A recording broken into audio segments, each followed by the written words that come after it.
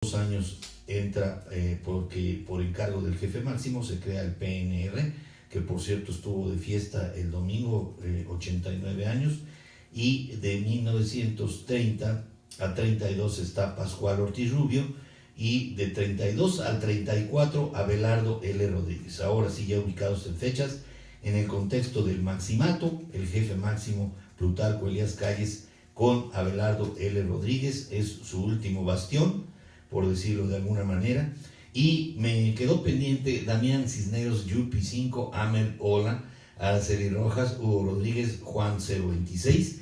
Estoy hablando del final de Abelardo Rodríguez. Ya no voy a platicarles todo el desarrollo de su gestión. Fueron 2 años, pero 2 años muy activo, un hombre muy allegado a Plutarco Elías Calles, muy amigo de él, y quisiera yo, a manera de síntesis o un resumen de la vida de este hombre, los logros que tuvo en la vida. Fíjense, parecen cosas que ustedes y yo sabemos o damos por sentados, que los héroes nacionales así viven, ¿no? Como que muchas veces se victimizan para decir que vienen de una clase pobre, pero este hombre sí verdaderamente era muy pobre. ¿Saben ustedes que nació tan pobre que usaba zapatos solo los domingos para ir a misa?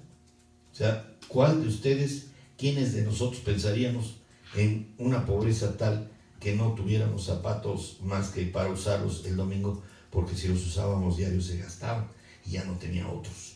Y logró llegar al grado de general de división, secretario de Guerra y Marina, secretario de Industria y Comercio, secretario del Trabajo, gobernador del territorio norte de Baja California y del estado de Sonora, y llegó a ser presidente de la República, ya dijimos provisional, el último periodo de lo que fue el maximato, de prácticamente 32 al 34, Abelardo L. Rodríguez. De niño trabajó en una ferretería de sus hermanos, en donde aprendió a hablar inglés, fíjense, y solo tuvo educación hasta el 4º de primaria.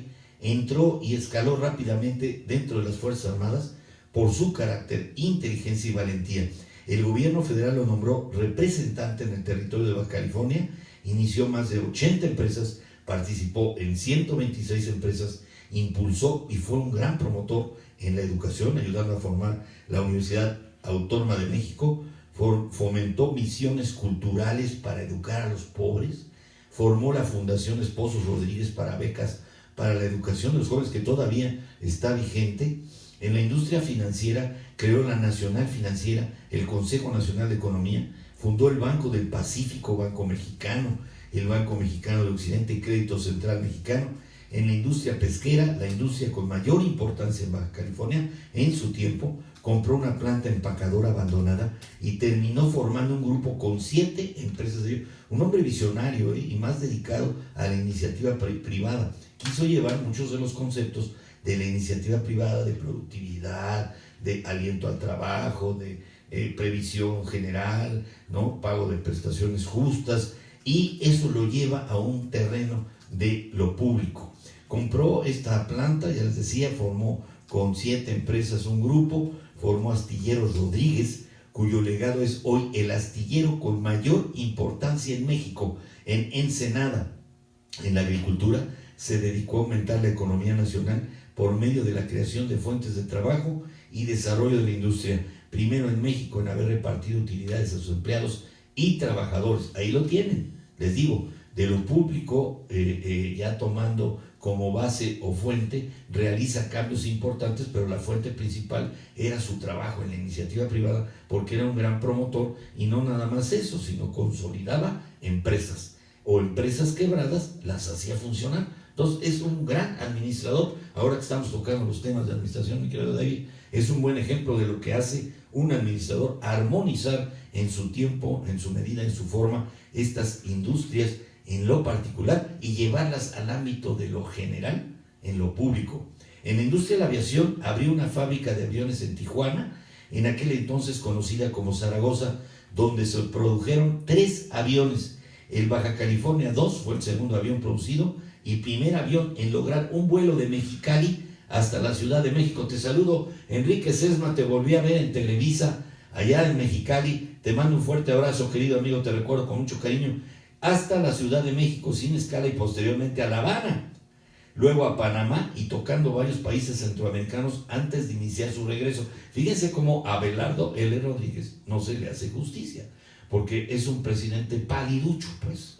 Nada más dura su gestión 2 años, es un presidente provisional por la renuncia de Pascual Ortiz Rubio, y finalmente de 32 a 34, pues hace muchas cosas que no habíamos notado o no las habíamos platicado con ustedes. En los deportes fue gran impulsor del deporte, apoyó a varias novenas de béisbol e inició muchos campos de golf en toda la nación.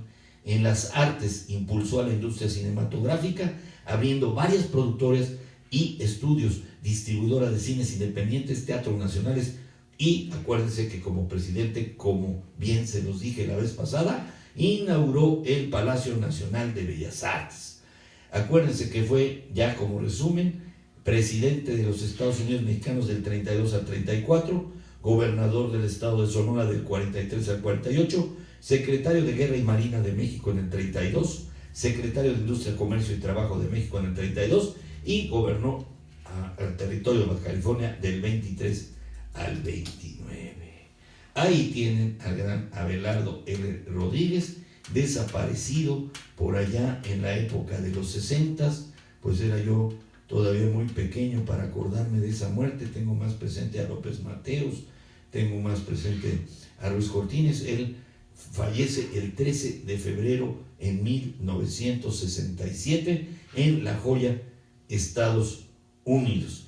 Y bueno, en este clima pues de armonización de la producción, de buscar la ventaja en la tierra, en la pesca, más allá llevando una industria pues ya floreciente en el terreno de la pesca y de pues el procesamiento de los peces y de la alimentación o alimentos procesados para la alimentación nacional, surgiendo de allá del terreno de Baja California, de Ensenada, de toda esta zona que todavía es muy rica. Pues ahí tenemos a en este grupo de destacados hombres del norte, a el hombre que, si ustedes tienen 3 referencias que les pueda dar: nacionalización de los ferrocarriles, tenemos la expropiación petrolera en 1978 y las bases creadoras de la Comisión Federal de Electricidad.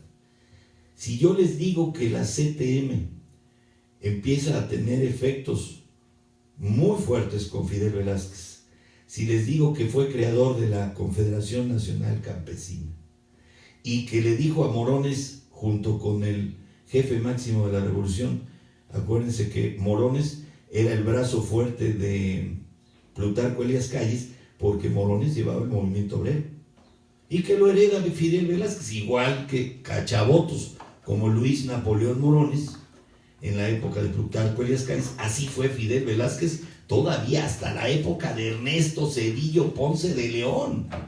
Vamos a ver por qué esta estructura, por qué esta columna vertebral, Lázaro Cárdenas del Río se la encuentra como una oportunidad económica.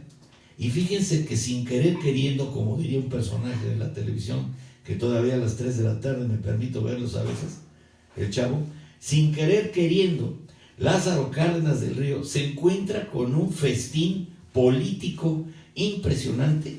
Le cambia el nombre al Partido Nacional Revolucionario, lo vuelve el PRM y transforma a este país, ahora sí, en un presidencialismo casi a ultranza, conocido como el Chamaco, como el Mudo y como el Tata Lázaro.